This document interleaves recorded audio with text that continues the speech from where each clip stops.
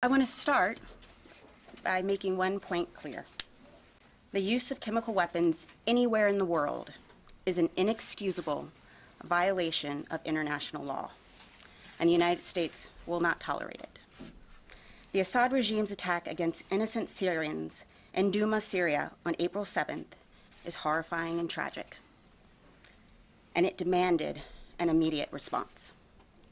Yesterday, United States forces, at the direction of President Trump, launched precision strikes against Assad regime targets associated with the use of chemical weapons in Syria.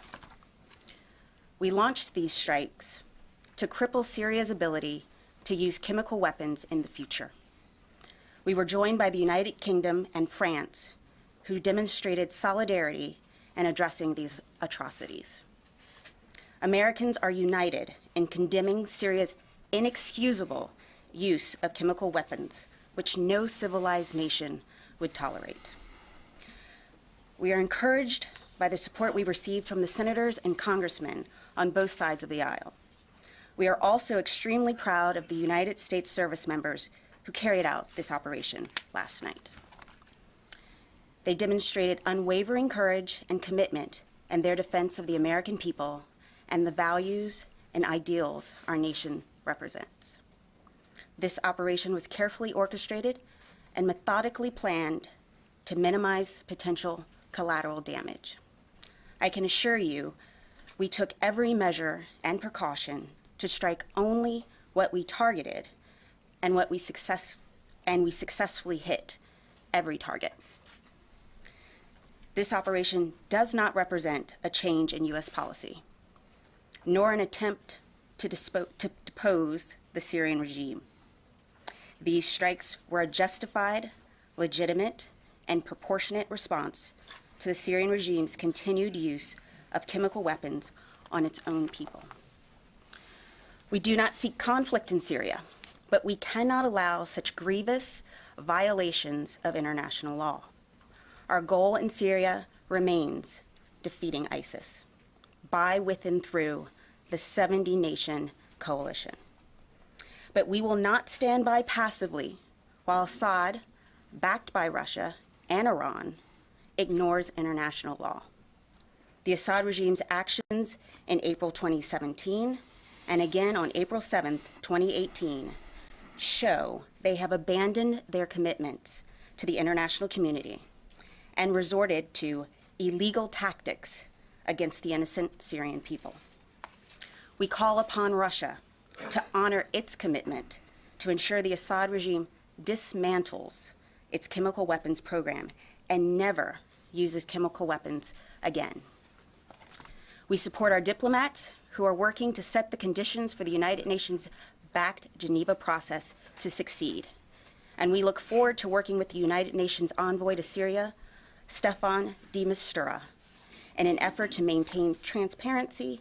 General McKenzie will now provide a detailed overview of the actual operations. General McKenzie. Thanks, Dana. Ladies and gentlemen, good morning.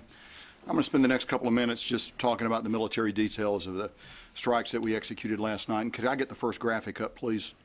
As you've heard from the President of the United States and directly in this room from Secretary Mattis and Chairman Dunford, the United States, the United Kingdom, and France, 3 of the 5 permanent members of the UN Security Council, conducted a proportional, precision, coordinated strike in response to the Syrian regime's continued use of chemical weapons. This combined military strike was directed against 3 distinct Syrian chemical weapons program targets, and I'm going to show them to you in turn on the monitor behind me, and I think you have access to that information also.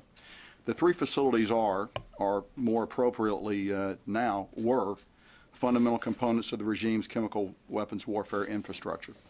Let's go to the first slide, please. The Barza Research and Development Center. Next slide. Pardon me. The Him Shinsar Chemical Weapons Storage Facility. And last, and the next slide, please, the Him Shinsar Chemical Weapons Bunker Facility, which is located about 7 kilometers from the previous Him Shinsar site.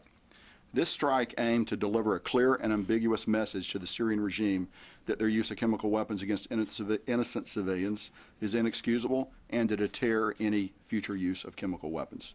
We selected these targets carefully to minimize the risk to innocent civilians.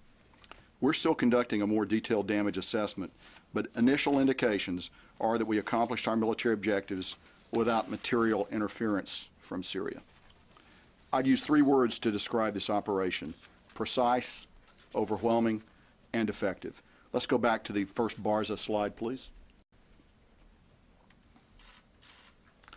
Against the first target, the Barza Research and Development Center, which is located in the greater Damascus area, we employed 76 missiles. 57 of these were Tomahawk land attack cruise missiles, and 19 were Joint Air-to-Surface Standoff Missiles, or JASSMs. As you can see for yourself from the graphics, initial assessments are that this target was destroyed. This is going to set the Syrian chemical weapons program back for years. And you also note that we've successfully destroyed 3 buildings in metropolitan Damascus, one of the most heavily defended aerospace areas in the world. Next slide, please. Against the second target, the Hem Shinsar chemical weapons storage facility, which is located in Syria just west of Homs, 22 weapons were employed: 9 U.S. TLAMs, 8 Storm Shadow missiles, 3 naval cruise missiles, and 2 Scalp land attack cruise missiles. So this target was attacked by all coalition forces. Our Tomahawks, the British Storm Shadow, and then the French missiles went against it as well. Against the third target, next slide, the Hem Shinsar chemical weapons bunker facility, we deployed 7 Scalp missiles. Again, the initial assessment is that this bunker facility was successfully hit. I'd now just like to talk a bit about the specific platforms that were part of this strike. And let's go back to the first slide, please. The missiles that I've just described were delivered from British, French, and U.S. air and naval platforms in the Red Sea, the Northern Arabian Gulf, and the Eastern Mediterranean.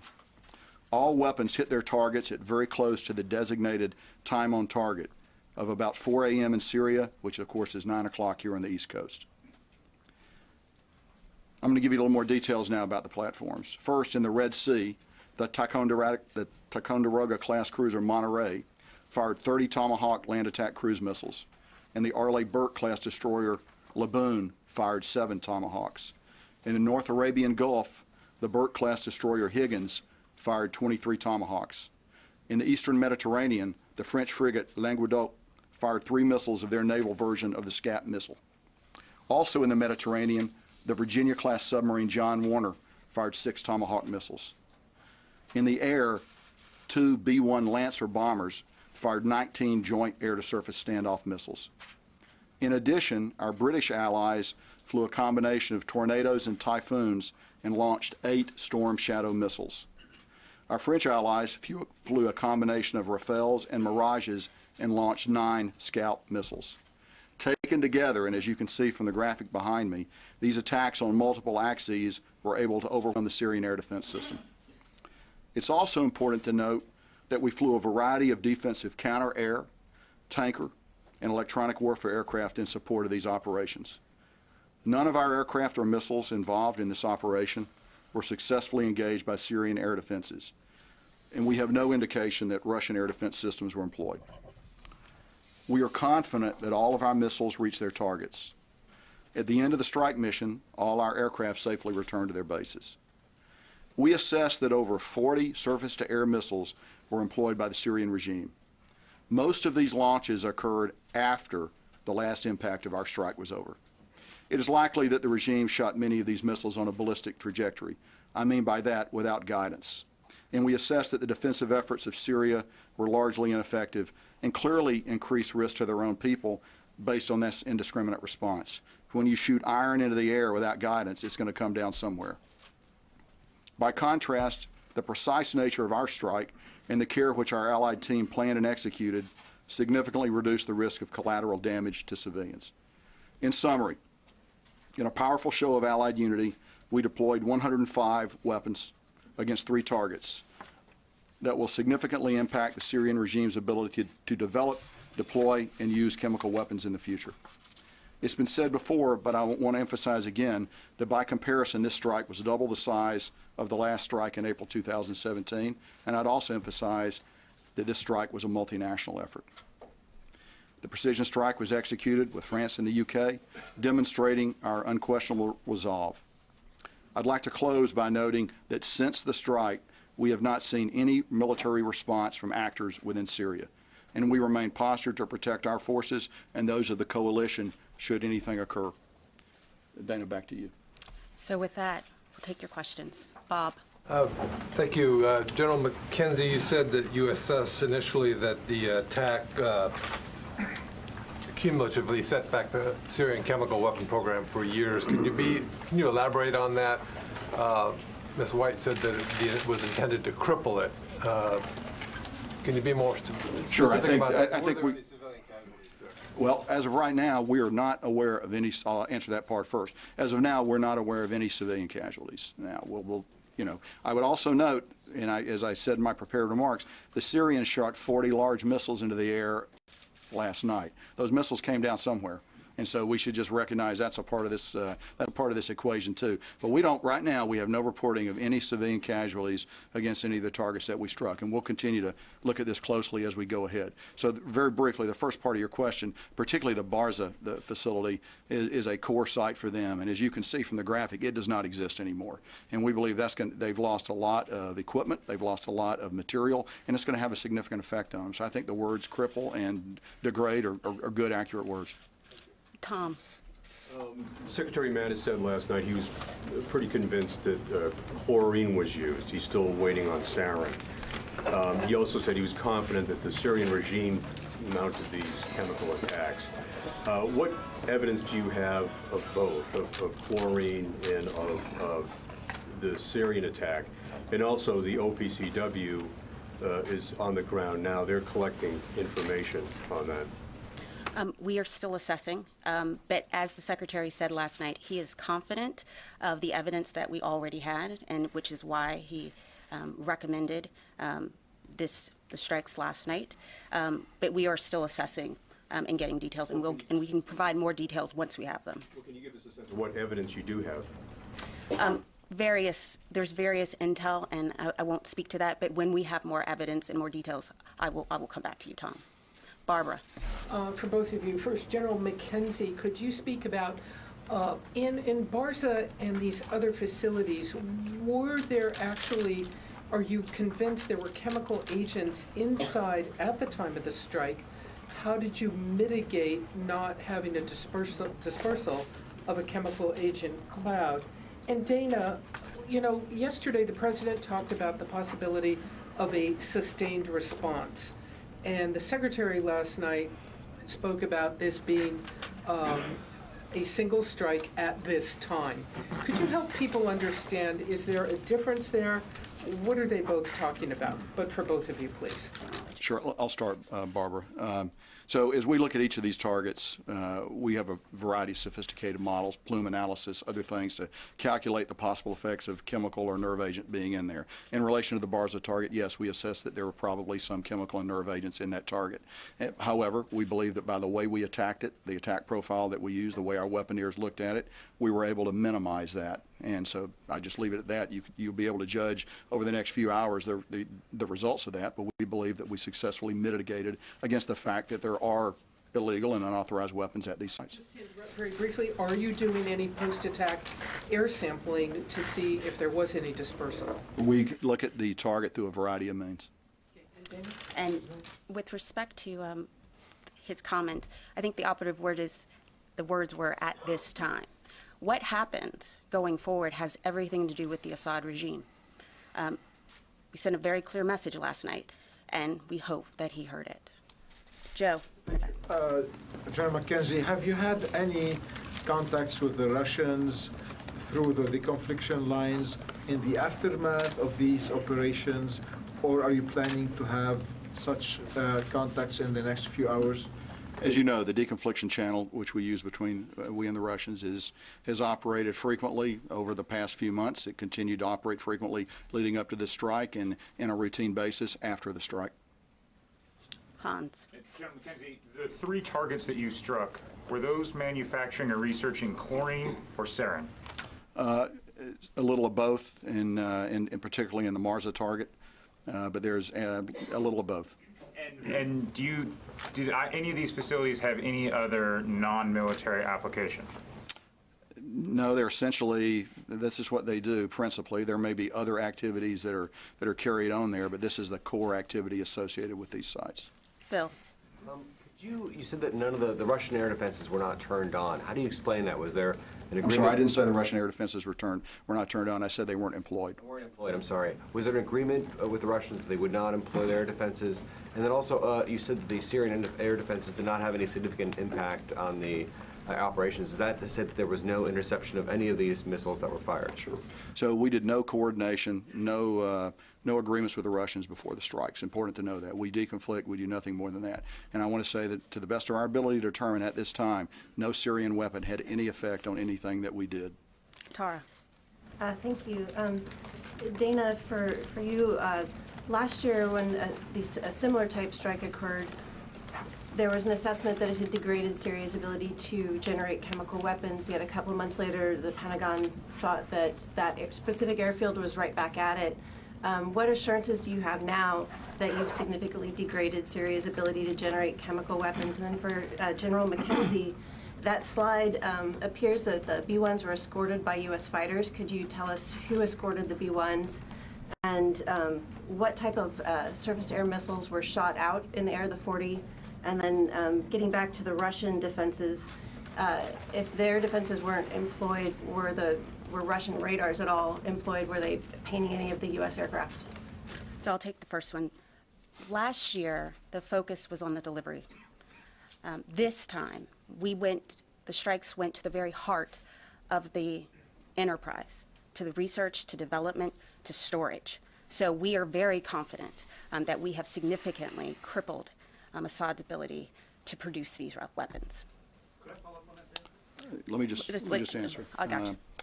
So the B-1s employed JASSM, our Joint Standoff Missile. So that was the weapon that they used. B-1s were accompanied by U.S. fighters up to the launch and release point. There's a normal way you'd integrate an air package to provide protection to the bombers, just as the French and British aircraft were accompanied by their own fighters as part of an integrated package that provides defense for the shooters. Additionally, we positioned defensive counter-air around the theater, and in fact that's still operational right now as we observe a potential Syrian response. Were the escorts Raptors? I don't know the answer to that question, but we'll get back to you. I just don't know that. David, go ahead. There were reports that these facilities, or reports today, that these facilities had been evacuated in the days prior to yesterday's strike. Do you have any indication, either of you, that that's the case? And wouldn't that, to some degree, degrade your assessment of the damage that's been done to the regime? Well, sure. The Syrian regime knows that we've been looking at these targets for a long time, so it is possible. It's possible that some people might have left it. We also chose to strike it at 3 o'clock in the morning, 4 o'clock in the morning local time. So we weren't trying to kill a lot of people on the objective, if so we would have struck at a different time of the day. I believe, however, that there is material and equipment associated with each of these sites that was not movable, and that's the source of that's what really sets them back. And to go back to an earlier question, that's really the difference between striking an airfield and essentially a delivery platform and a research, development, and generation part of the facility. This is far more damaging to Syria. Michael. General McKenzie, were the 3 targets that were struck, does this represent the totality of Syria's known CW infrastructure, or were there CW structures that you didn't hit because of collateral damage concerns? Second, is chlorine the new red line, because the administration monitored the use of chlorine for many months and didn't take any action, and it seems only to have taken action because a nerve agent appears to have been used. And the last weapons question, was the JASSM used, an extended range JASSM, or just the first generation JASSM? So let me, in terms of the targeting, as we selected targets, obviously the Syrian chemical weapons system is larger than the 3 targets that we addressed tonight. However, these are the targets that presented the best opportunity to minimize collateral damage, to avoid killing innocent civilians, and yet to send a very strong message. We could have gone to other places and done other things, but we, in close coordination with our allies, decided these were the ones that best fit that criteria. So there's an element that is not part of the. There are other elements, and we'll continue to examine those as we go forward. So we did employ the JASSM ER. And would you say you destroyed most of the infrastructure, 50%, 80%, or? You can look at the map. You can look particularly at the Barza site and make your own conclusions. I would say they had 3 buildings there and a parking deck, and now they don't. So I think that's probably the one that's easiest to see because it's a building structure. I think we dealt them a severe blow. There's some left, but we dealt them a severe blow. What about the prospective use of chlorine in the future? The administration didn't act in the event of previous uses of chlorine. Dana, will it act now? Is that a new red line? What's important to understand is that the Assad regime has a pattern of using chemical weapons against its own people, against the Chemical Weapons Convention, despite the fact that they had agreed to it, and despite the fact that the Russians were their guarantors. So what happens next has everything to do with what the Assad regime decides to do. And it has everything to do with what the Russian government decides to enable as well. Stephanie? Thanks, Anna. Why does the administration, just talk a little bit about this, and you guys have touched on this, but why does the administration feel these strikes are enough to deter the Assad regime from using chemical weapons again? I'll pass it to the general in a second. We were very methodical in making the decision about these sites, and it was a deliberate decision to go to the storage facilities, to go to the research and development facilities. That was the difference.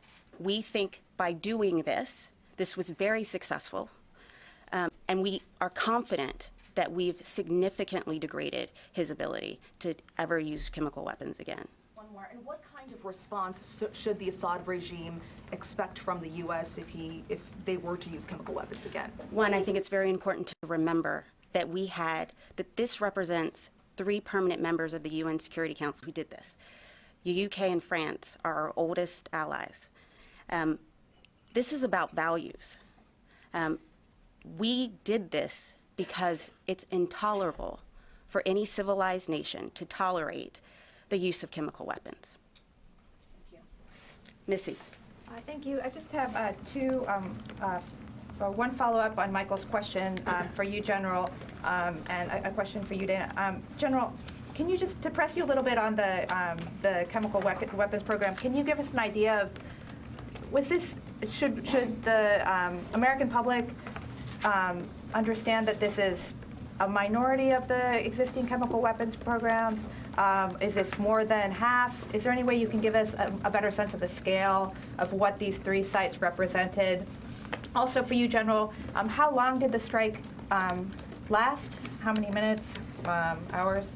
And Dana, for you, can you just comment on, to put this a little bit in the context of the broader civil war? I know that the U.S. policy is not to get engaged in the civil war, and that the objective is to get to a negotiated settlement eventually. But we have this significant military response to chemical attacks that in this instance killed an estimated 45 people. At the same time, the Assad regime has continued to use conventional means to attack women and children, civilians repeatedly using barrel bombs and other means. Can you just talk about that? How should people understand the difference in the response to these more isolated chemical attacks and the ongoing conventional attacks by the Assad government on its own people? It is clear to everyone that the Syrian people have suffered for too long. And it's why we are 100% behind the UN-backed Geneva peace process. And we encourage our allies and partners in the region to also help facilitate that conversation. We have a new UN envoy, and this is an opportunity to really put real steam behind the process. But our mission in Syria remains the same. It is to defeat ISIS. It is not to be involved in the civil war. Christina. So, Sorry. It's Christina, yeah. I'm sorry. There you go. Missy, so your 2-part question. First, we believe that by hitting bars in particular, we've attacked the heart of the Syrian chemical weapons program. Now, I'm not saying that they're not going to be able to reconstitute it. And I'm not saying that it's going to continue. But this has dealt them a very serious blow. So I think that's the core of what I'm saying. Second point is, how long did the attack last? As you know, an operation like this has many, many elements. From a 0-400 time on target, which all our missiles impacted within a minute or 2 of that time, really several hours before you begin to launch tankers, you begin to launch intelligence aircraft, you begin to do a variety of things.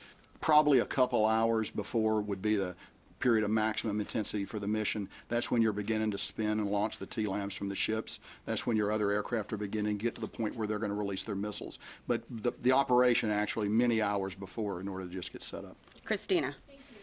What would trigger another wave of coalition attacks? Are we talking another chemical weapons attack or retaliation? And do we expect any retaliation either from the regime, the Russians, or the Iranians?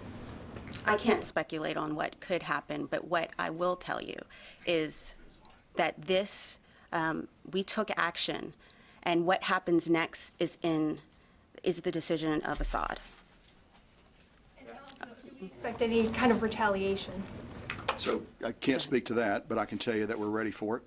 We're postured both in the region and globally. We're on the balls of our feet, and we're ready for anything. Tony.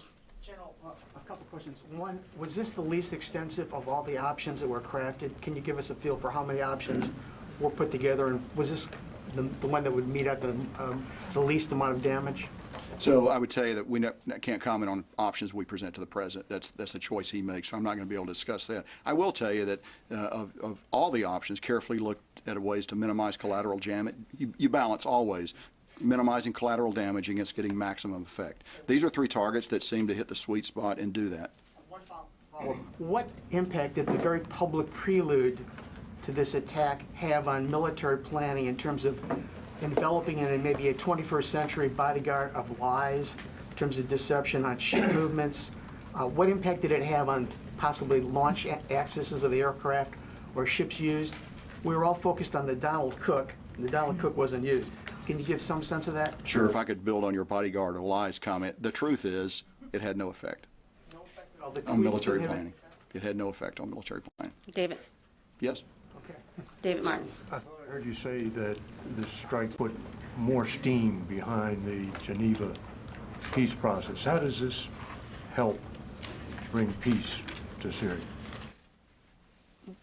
The UN, we have been very clear about the fact that we fully support the UN-backed Geneva process. Sochi has failed.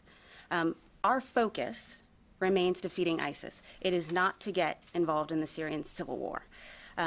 We call on all nations, and I think the demonstration of our allies, France and the UK, helping us, demonstrates that we are serious about the fact that chemical weapons use is intolerable, it's inexcusable, but we will remain committed to the 70-nation coalition to defeat ISIS. But how does preventing the use of chemical weapons affect the outcome of the Syrian civil war? It affects it by, again, demonstrating to the world that this is a heinous regime. This is a regime that murders its own people daily. We, yesterday, with the help of our allies, addressed the fact that they continue to use chemical weapons against their own people. We continue to hope and urge, and we're confident that the UN process will move forward. But our mission remains to defeat ISIS. There is still work to be done, and we will do it. Right here and right here. I'm going to ask three quick questions. First, were you ready yesterday to engage Russian targets in case Russia responded to that attack? Second, you keep talking about the current Syrian chemical program. Can you give us an idea about the size of this program in comparison to what the regime had before dismantling it? What is in percentage? And third, you're talking about evidence of chemical weapons attack. We haven't seen any evidence, really. That's what you're saying. However, there's an organization on the ground in Syria, the OPCW, and it will conduct an investigation. Why didn't you wait for that investigation to end? Well, let's remember that OPCW and others have been blocked from entering Ghouta and Douma. That's because of the Assad regime. We need to remember that everything that's happening with respect to the murder of these people, innocent people, is the responsibility of the Assad regime. So We were very confident about the evidence that we had. And it was clear, and the Secretary said yesterday, he was very confident about the intelligence as well as the evidence, and that's why we moved forward. Then the two other questions on Russia and the size of the Sure. chemical We have program. an active, effective deconfliction channel with Russia. It's been used months before this attack. It was used through this strike, and it's been used afterwards. And I'm not going to be able to comment on anything more specific on The that. size of the program, the current program that what the Syrian regime has now? Because you said, like, you made lots of assessment, you have a good idea, you have lots of targets. So in comparison to what the Assad regime I had would say before, there's still a residual element of the Syrian program that's out there. I believe that we took the heart of it out with the attacks that we accomplished last night. I'm not going to say that they're going to be unable to continue to conduct a chemical attack in the future. I suspect, however, they'll think long and hard about it based on the activities of last night. We have time for a couple more questions. Idris. Thanks, Dana. President Trump tweeted about an hour ago, mission accomplished, which, of course, historically has not borne out when the phrase has been used. And you're saying that if, you've left the option open for future strikes in case chemical weapons are used again. So could you sort of reconcile those two statements, mission accomplished and could be used in the future? And in terms of authorities, if there are other strikes, does Secretary have to go to President Trump, or has he been delegated the authority to carry them out as he sees fit? So to your first point, last night operations were very successful. We met our objectives. We hit the sites, the heart of the chem weapons program. So it was mission accomplished. Give me your second part. Second part is the authorities question. If there are future strikes, does the same process have to go where you go to the NSC and the PCC? What is the process now? As the Secretary said last night, the President has the authority under Article 2 to defend U.S. interests and national interests. And so I'm not going to speculate on anything that happens in the future, but this was a fully legitimate operation. Ryan. General McKenzie, did the Chairman of the Joint Chiefs, General Dunford, did he communicate with General Gerasimov in the days or hours leading up to this strike? And then, in addition, do you assess that this has actually fundamentally changed the military balance of the Syrian civil war, or is the Assad regime maintaining its advantage? So I go back to some of the things I've already said about the deconfliction channel with the Russians. It's a multi-level, robust system of communication that we've employed for some time. I'm not going to be able to give you any more information on a particular conversation that the chairman may or may not have had. What was the second part of your question? Military balance of the civil war. Do these strikes fundamentally affect that, or is the Assad regime's apparent ascendancy remain? I think our strikes were targeted to send a message about the employment of chemical weapons, and I think they were successful achieving that military objective. Well, I want to get someone who hasn't spoken, but way in the back here. Connie Channel 4 News. Thank you, Dana. Just following up on Idris's question, this question of mission accomplished. If the mission is to deter President Assad from spreading chemical weapons, isn't it actually impossible at this stage militarily to know whether that mission, as described, was accomplished? Last night's operations were successful. We met all of our objectives. We hit all of our targets successfully. No aircrafts, allied aircrafts were engaged. It was a successful mission. What happens next depends on what the Assad regime decides to do. Right over here.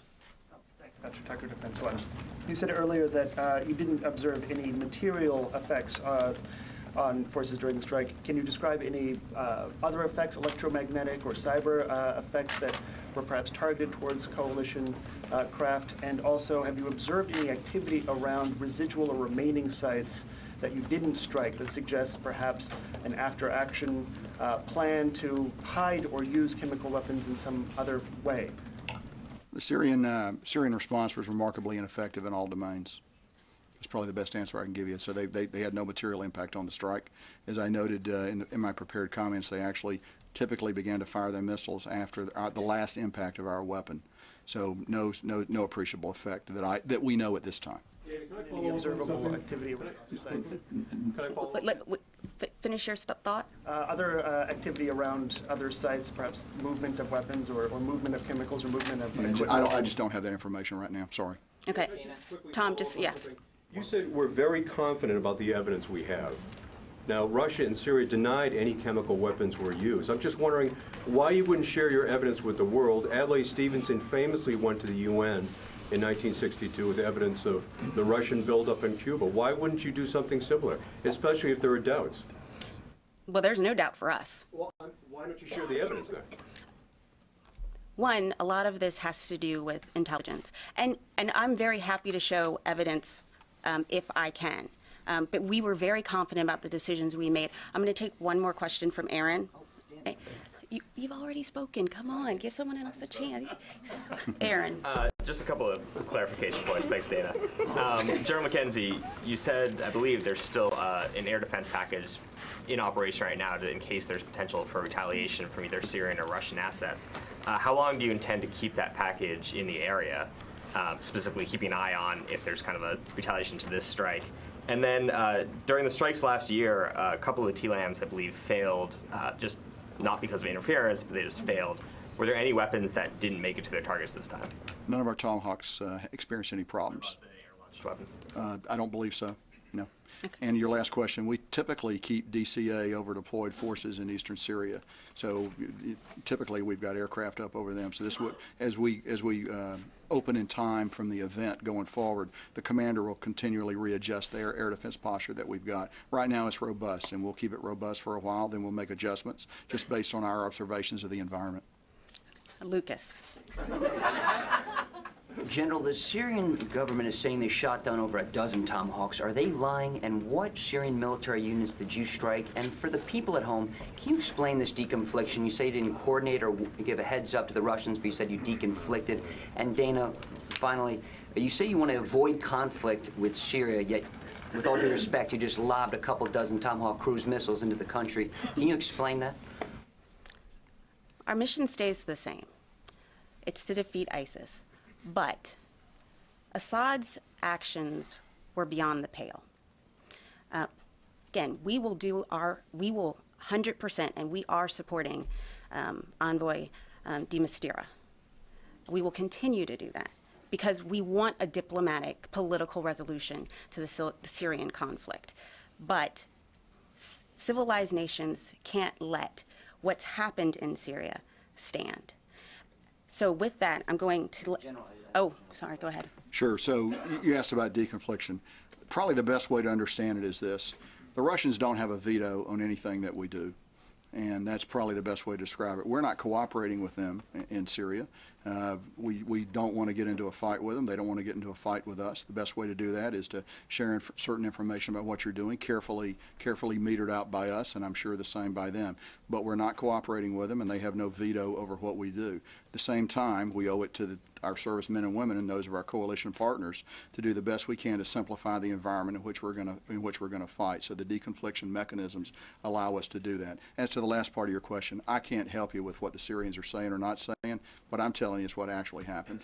And on that point, as Secretary Mattis said last night, the Russian disinformation campaign has already begun. There has been a 2,000% increase in Russian trolls in the last 24 hours. Therefore, we will keep you all abreast of the facts moving forward. Thank you all very much. General, does this operation have a name?